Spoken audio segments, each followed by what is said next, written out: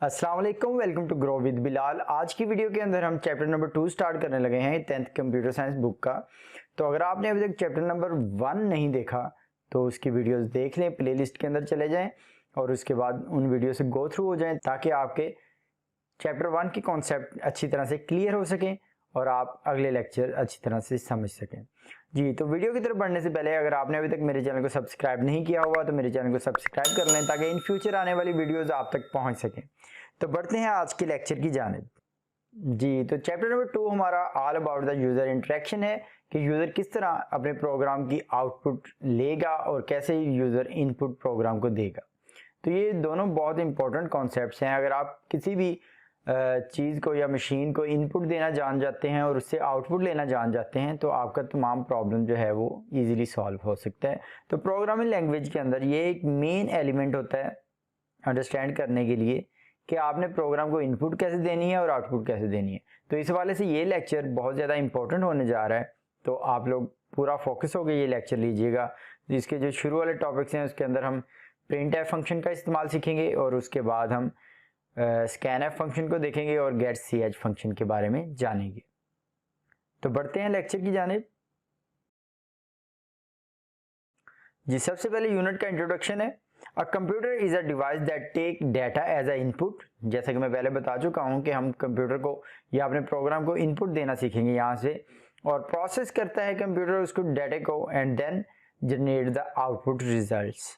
Thus, all the programming language must provide instruction to handle input, output and processing of data। तो तमाम languages में ये चीज़ें होनी चाहिए और ये होती भी हैं और इनको आज के लेक्चर के अंदर हम इनको इस्तेमाल करना जानेंगे। सबसे पहले input and outputs. We need a way to provide input and show output while writing a program. Each programming language has its keywords। Keywords का तारुफ हम पहले कर चुके हैं। तो हर प्रोग्रामिंग लैंग्वेज के अंदर कीवर्ड्स होते हैं इनपुट देने के लिए और आउटपुट लेने के लिए, और उसके अलावा हम उस आउटपुट को बाद में स्क्रीन के ऊपर शो करते हैं। For example print F function है जो कि हम अपने लास्टली प्रोग्राम्स के अंदर भी देख चुके हैं। उसके अंदर हमने एक प्रोग्राम बनाया था और उसके अंदर हेलो वर्ल्ड को हमने डिस्प्ले करवाया था स्क्रीन के ऊपर। तो प्रिंट एफ आपकी आउटपुट को स्क्रीन के ऊपर डिस्प्ले करवा देता है। फॉर एग्जांपल एक सिंपल हमारा प्रोग्राम यहाँ पे लिखा हुआ है हैश इंक्लूड stdio.h, उसके बाद वॉइड मेन फंक्शन हमने लगाया है और फंक्शन की बॉडी को स्टार्ट किया। प्रिंट एफ के अंदर हमने डबल कोट्स के अंदर हेलो वर्ल्ड लिख के टर्मिनेटर साइन से उसको एंड कर दिया, और जब हम प्रोग्राम को रन करेंगे तो आउटपुट हमारे पास स्क्रीन के ऊपर हेलो वर्ल्ड की आएगी। तो इससे मिलता जुलता प्रोग्राम हम पहले बना चुके हैं जिसके अंदर हमने ये देखा था कि I am a student of 10th class. अगर आपने वो नहीं देखा तो आप एक्टिविटी जो 1.4 है उसको गो थ्रू कर लें, तो वहाँ से आप इस प्रोग्राम को समझ जाएंगे और सी के प्रोग्राम के स्ट्रक्चर को भी समझ जाएंगे। और उसी तरह यहाँ पर एक और प्रोग्राम हमारे पास है, write down the output of the following code. For example यहाँ पे हमने लिखा है I am upper case and this is the lower case, यानी कि दो लेटर्स हमने दो वर्ड्स लिख दिए हैं और दोनों का हमने केस डिफरेंट रखा है। सिंपल हमने प्रिंट एफ फंक्शन को यूज किया है और यूज करते हुए डबल कोटेशन के अंदर हमने स्टेटमेंट्स लिख दिए। अब जो न्यू चीज हम यहाँ पे पढ़ने जा रहे हैं वो है format specifier. What does it mean format specifier? आपने लास्ट लेक्चर के अंदर देखा है कि हमने डिफरेंट डेटा टाइप्स के बारे में पढ़ा है। इंटीजर होती है हमारे पास डाटा टाइप, फ्लोट है और उसके अलावा हमारे पास कैरेक्टर डेटा टाइप है। तो जिस तरह के डाटा आप अपने मुतगैर के अंदर या वेरिएबल के अंदर रख रहे होते हैं उसी तरह आपको उसको फॉर्मेट को स्पेसिफाई करना पड़ता है ताकि डाटा आपका प्रिंट एफ फंक्शन के अंदर डिस्प्ले हो सके। फॉर एग्जांपल यहाँ पर हमने एक इनपुट दी है, एक मुतगैर जो है उसको इनिशियलाइज किया है, एक वेरिएबल जो है उसको इनिशियलाइज किया गया है। जैसा कि हम लास्ट लेक्चर में देख चुके हैं कि इनिशियलाइज जब हम करते हैं तो डाटा टाइप लिखी जाती है और उसके बाद साथ उसके वेरिएबल का नाम लिखते हैं। जैसे फॉर एग्जांपल यहाँ पे हमने एज लिखा है और इक्वल, यहाँ पे ये इक्वल जो है बराबर का काम नहीं करता, ये भी हम नेक्स्ट लेक्चर में देखेंगे कि ये असाइन करता है राइट साइड की वैल्यू को लेफ्ट साइड के ऊपर, और एंड किया है हमने टर्मिनेटर साइन के साथ। उसके बाद सिंपली हम अगर लिख देंगे प्रिंट एफ और एज तो वो हमें शो करेगा जस्ट एज। फॉर एग्जाम्पल हम ये अपना प्रोग्राम ओपन कर लेते हैं। इसके अंदर जो एक्स्ट्रा चीज़ें हैं उसको मैं कमेंट्स बना देता हूँ क्योंकि कॉन्सेप्ट हमारा कमेंट्स का भी क्लियर है। अब ये मैं इन लाइंस को कमेंट बना देता हूँ और यहाँ पे हम जैसे हमारी प्रोग्राम की आउटपुट है वो चीज़ लिख लेते हैं। फॉर एग्जांपल हमने इंट एज लिखना था और इक्वल का साइन हमने लगाया और 35 लिख दिया और टर्मिनेट कर दिया इसको। उसके बाद यहाँ पे हम अगर सिंपली लिख देंगे डबल कोटेशन के अंदर, बल्कि हम इसको भी नहीं छेड़ते, हम यहाँ पर इसको भी कमेंट लगा देते हैं और एक न्यू लाइन लिख लेते हैं प्रिंट एफ जी। तो यहाँ पर हमने लिख दिया प्रिंट एफ, उसके बाद ब्रेसेस हमने डाली, डबल कोटेशन हमने डाली और यहाँ पे हम लिख देंगे एज और यहाँ पे टर्मिनेटर साइन हमने लगा दिया। प्रोग्राम को बिल्ड कर लेते हैं।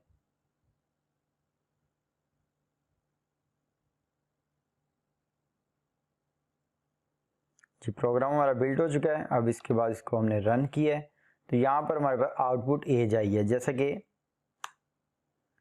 हमने पहले भी यहाँ पर देखा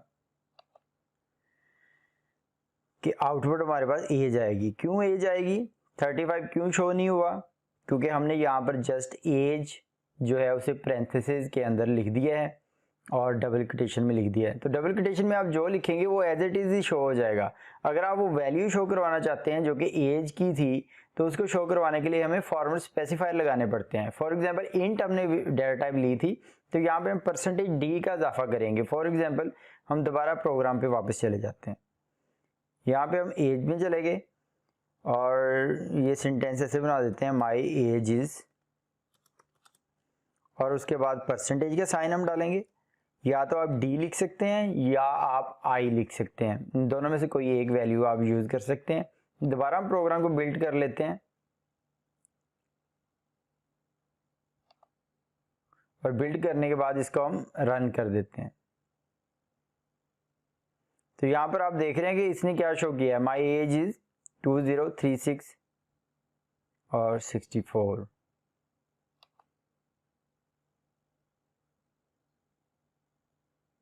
जो कि एक रॉन्ग आउटपुट है और ये इस वजह से रॉन्ग है क्योंकि हमने जस्ट परसेंटेज डी लिखा है।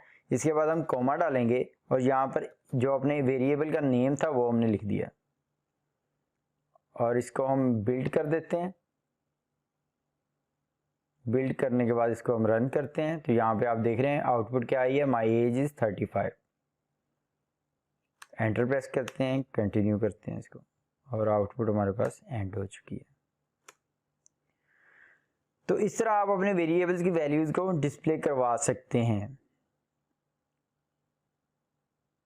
दोबारा हम वापस जाते हैं। इसी तरह अगर फ्लोट नंबर होगा हमारे पास तो हम परसेंटेज डी नहीं लिखेंगे, हम फ्लोट लिखेंगे और फ्लोट के लिए हम परसेंटेज एफ का इस्तेमाल करते हैं। कैरेक्टर को ही हम डिस्प्ले करवाना चाहते हैं तो परसेंटेज सी का इस्तेमाल करते हैं। फॉर एग्जाम्पल यहाँ पर हमारे पास एक एक्टिविटी लिखी हुई है, float height equal to 5.8 and int age equal to 35। अभी इसी प्रोग्राम को हम लिख के देख लेते हैं। यहाँ पे इंट एज हमने पहले वेरिएबल लिया हुआ है और यहाँ पे एक और वेरिएबल हम डिक्लेयर कर लेते हैं, डिक्लेयर नहीं बल्कि इनिशियलाइज करेंगे इसको, हाइट इक्वल 5.8 और उसको टर्मिनेटर साइन लगा देंगे। अब माई एज इज यहाँ पे हमने ये लिख दिया है एंड माई हाइट इज, और यहाँ पर भी हम परसेंटेज साइन डाल देंगे और यहाँ पे हम f लिखेंगे और यहाँ पे पैरेंथेसिस बंद कर देते हैं, डबल कोटेशन लगा देते हैं। डबल कोटेशन लगाने के बाद क्योंकि पहले हम एज शो करवाना चाहते हैं हमने एज वेरिएबल लिख दिया और उसके बाद HEIGHT हाइट वेरिएबल में लिख दूंगा। स्पेलिंग्स का आपने ध्यान रखना है क्योंकि अगर आपने स्पेलिंग मिस्टेक कर दी तो कंपाइलर को ये लगेगा कि ये आपने पहले डिक्लेयर नहीं किया हुआ और आपको एरर आ सकता है। तो मेरे पास कोई एरर नहीं आया, मैं इसको रन करता हूँ। तो यहाँ पर आप देख रहे हैं my age is 35 and my height is 5.8 और उसके बाद 000, क्योंकि हम ये लास्ट लेक्चर में पढ़ चुके हैं कि फ्लोट जो है वो 6 डिजिट्स शो करता है। अब इस चीज़ को भी हम कंट्रोल कर सकते हैं अपने प्रोग्राम के अंदर। फॉर एग्जांपल मैं चाहता हूँ कि सिर्फ 2 डिजिट शो हों तो मैं यहाँ पे 2f लिख दूंगा। तो अगर मैं 2 डिजिट जस्ट शो करना चाह रहा हूँ तो ये यहाँ पे मैं लिखूंगा 0.2f और उसके बाद इसको करूँगा बिल्ड करने के बाद रन करूंगा। जैसे ही मैं रन करूंगा तो आप देख रहे हैं कि मेरी आउटपुट जो है वो चेंज हो चुकी है और यहाँ पे लिखा हुआ है my age is 35 and my height is 5.80। तो इस तरह आप अपने फ्लोट नंबर को कंट्रोल कर सकते हैं। आप जितने डेसिमल प्लेसेस शो करना चाह रहे हैं तो यहाँ पर आप उसको शो करवा सकते हैं। तो इस तरह आप अपनी आउटपुट को चेंज कर सकते हैं। यही चीज़ हमारे नेक्स्ट पेज के ऊपर बताई गई है कि आपके पास आउटपुट जैसा कि पहले हमारे पास आई थी, my age is 35 and height is 5.8 और उसके बाद 6 डिजिट आ गए। तो इसको हमने चेंज कैसे किया है कि हमने माई एज इज़ %d वैसे ही रहने दिया है, माई हाइट इज़ %0.2f। तो अब हमारे पास जो आउटपुट आ रही है करंटली प्रोग्राम की वो है 5.80। तो इस तरह आप डिफरेंट जो है अपनी आउटपुट्स को स्पेसिफाई कर सकते हैं। इस तरह अगर आपने कैरेक्टर को शो करवाना होगा तो हम %c का इस्तेमाल करेंगे, या आप सिंपली आउटपुट के अंदर प्लस करना चाह रहे हैं, कोई भी वेरिएबल आप डिक्लेयर नहीं करना चाह रहे, तो आप सिंपली प्रोग्राम के अंदर लिखेंगे printf और उसके बाद सम 23 एंड 45। ये तो जस्ट डिजिट्स हैं जो आप शो करवाना चाह रहे हैं। %d के अंदर इसका आंसर आ जाएगा 23 प्लस 43 का, यानी कि आउटपुट हमारे पास आएगी सम ऑफ 23 एंड 45 इज 68। अब scanf का फंक्शन, जैसा कि printf का फंक्शन आपकी आउटपुट दिखाता है, scanf का फंक्शन आपकी यूजर को कहता है कि हमें इनपुट दो और वेरिएबल को हम इनपुट असाइन करते हैं। जैसे कि आप देख रहे हैं कि यहाँ पे प्रोग्राम जो हमने रिसेंटली बनाया है, तो यहाँ पे 2 वेरिएबल हमने इनिशियलाइज किए हैं।